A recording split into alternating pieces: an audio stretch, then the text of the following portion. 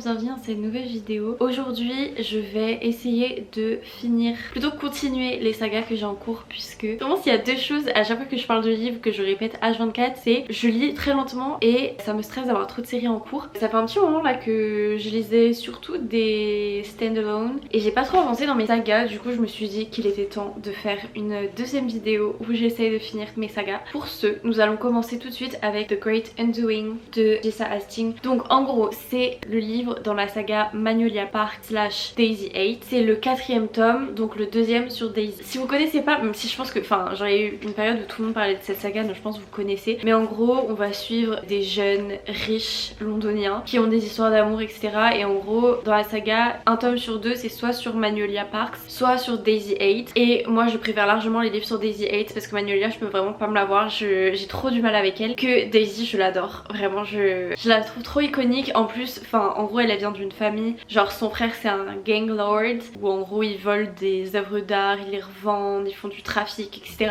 Dans la vraie vie t'es en mode je déteste ces gens là, mais dans les livres c'est fun à lire. Donc du coup c'est ce que je suis en train de lire en ce moment, et honnêtement ça se lit beaucoup plus vite que ce que je pensais puisque j'en suis déjà à 30%, donc c'est trop bien. Je vais continuer là aujourd'hui à le lire un petit peu. Je sais pas quoi vous dire mis à part que pour l'instant c'est vraiment le tome que je préfère de la saga. Les deux tomes de Magnolia je les ai pas trop aimés. Le premier tome de Daisy je l'ai bien aimé, mais il y a un moment quand même je commençais un peu à en avoir marre. Et là pour l'instant j'adore. Après j'en suis qu'à la première partie et en général c'est la partie que j'adore dans les romances. Et après quand on arrive aux 60-70% je commence à ne plus en pouvoir. Donc on verra si ça me fait la même chose sur celui-ci. Mais voilà, très contente. Après il me restera je crois 2 tomes. Je sais plus. Je crois qu'il y en a qu'un autre qui est sorti pour l'instant, genre le 3e et dernier sur Magnolia. Mais il me semble qu'il va y en avoir encore un dernier sur Daisy. Mais je suis pas du tout sûre de cette info. Et voilà pour notre première lecture.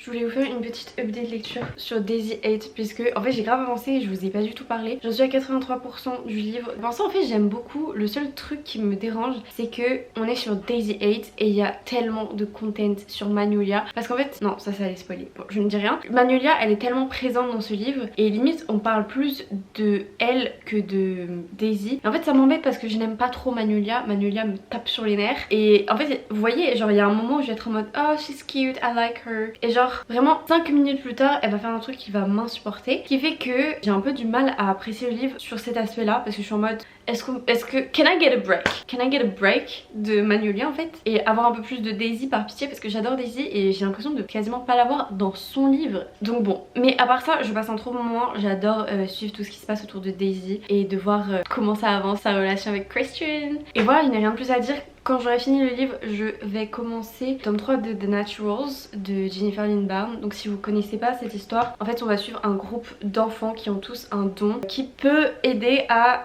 résoudre des enquêtes. Et du coup ils ont été pris par, il me semble c'est le FBI, ils ont été genre pris pour en gros être formés et aider à résoudre des affaires cold case, donc des affaires classées, Sauf que les choses vont faire que finalement ils vont commencer à être impliqués dans des enquêtes un peu actuelles. Et surtout que le personnage principal en fait quand on commence le tome 1 elle va être recrutée par le FBI et elle en fait c'est une profiler, c'est genre elle peut un peu lire les personnes. Exemple au début du livre elle est serveuse et avant même que les gens disent ce qu'ils vont commander par rapport à leur manière d'être, elle va savoir déjà vers quoi ils vont se tourner. Et bref elle en gros quand elle était jeune sa mère a été assassinée et du coup il y a un peu toute cette histoire qui se mélange avec des trucs actuels et c'est super fun. Ça casse pas non plus 3 pattes à un canard mais c'est vraiment hyper fun à lire. Donc j'ai trop hâte de le commencer juste après celui-ci. Et voilà, c'est tout pour mon update pour l'instant.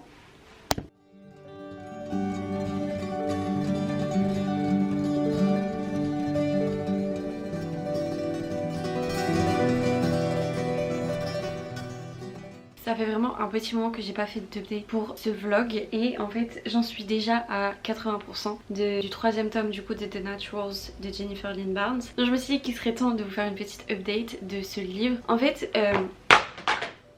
Jesus Christ. Ok, it's okay. Du coup, on va faire une petite update. Je sais plus si je vous ai fait un peu un résumé de ce que c'est The Naturals. En fait, chaque tome, t'as un peu une enquête particulière qui va se passer. Et on avance, il se passe plein de trucs, et voilà. Et en fait, moi, il y a... Alors, un des trucs qui me dérange, c'est que déjà, en gros, c'est un peu mis comme si ils étaient hyper intelligents. Enfin, qu'ils avaient des capacités de dingue et ça leur permettait de résoudre des affaires que personne d'autre ne pouvait résoudre, limite. Alors qu'en réalité, toi, quand tu lis le livre, t'es en mode, oui, enfin, ça c'était évident, je l'ai vu venir il y a 3 chapitres en fait, et toi, tu viens tout juste de le comprendre. Du coup, ça enlève un peu de la crédibilité de l'histoire et du coup, ça rend le truc un peu moins... En fait, toute la partie enquête n'est pas si incroyable que ça parce que soit tu t'en doutes, en vrai, tu peux pas trop trouver qui est le tueur en avance parce que l'auteur garde les trucs importants et te les dit pas. Donc du coup, ça fait que tu peux pas deviner, mais les trucs que t'es censé deviner sont extrêmement évidents. Donc voilà, après, il me semble que c'est un livre qui est quand même écrit pour... Enfin, c'est du young adulte, donc c'est quand même censé être lu par un public de 15 à 17 ans, je pense. Donc j'imagine t'es peut-être un peu plus impressionnable à cet âge-là que moi, par exemple, à 23 ans qui a lu d'autres thrillers avant. Mais sinon, en fait, l'histoire, je les trouve toujours super sympa. Il se passe tout le temps des trucs et le rythme ne s'arrête jamais. Il y a tout le temps des nouvelles choses qui font qu'on avance, etc.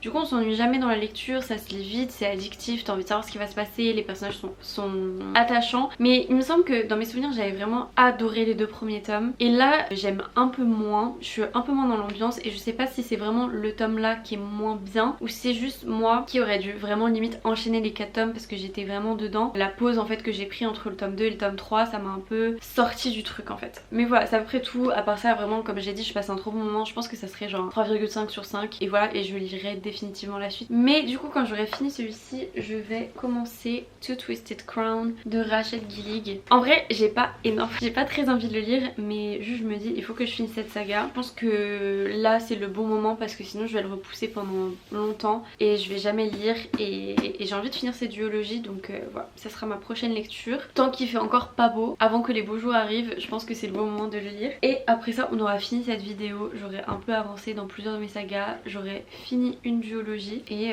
voilà, c'était tout ce qu'on voulait, donc c'est super.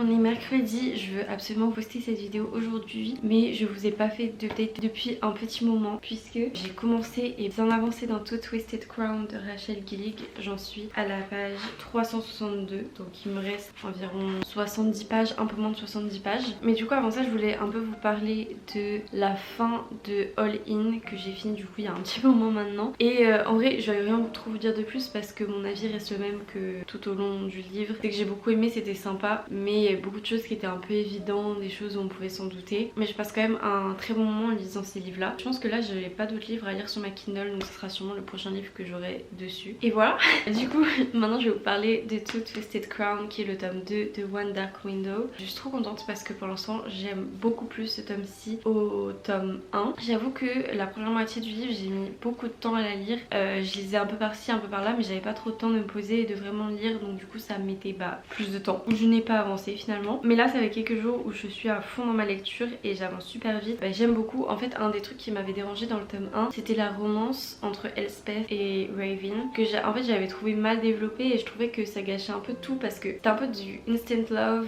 Tu comprenais pas pourquoi du jour au lendemain ils étaient mais fous amoureux l'un de l'autre et pour moi ça faisait pas sens. C'est pas le genre de romance que j'aime les slow burn, j'aime les... Enfin Voilà, j'ai pas aimé et du coup j'appréhendais un peu la lecture de ce tome 2, mais au final je vais pas trop vous expliquer pourquoi parce que sinon ça spoilerait le tome 1, mais on va dire qu'on développe plus d'autres caractères, d'autres personnages dans ce tome-ci plutôt que Elspeth et Raven, même si on les a toujours beaucoup dans le livre, mais ça fait que les parties qui me dérangent moins, on est plus sur de l'action et voilà, enfin bref, moi j'aime beaucoup, je passe un très bon moment. Là du coup comme j'ai dit on est mercredi et je voulais finir la vidéo aujourd'hui, sauf que ça serait sympathique de finir le livre avant de finir la vidéo. Donc là il est 8h36 et je vais essayer du coup de lire toute la matinée pour le finir. Là je suis en train de me faire un petit café et je vais me poser avec mon café, ma lecture et on va lire, je sais pas, soit je lis jusqu'à ce que je finis, soit je lis jusqu'à genre 10h, après je vais à la salle. Cet après-midi je le finis, je sais pas trop encore dans quel ordre on va s'y prendre, mais c'est le plan de la journée.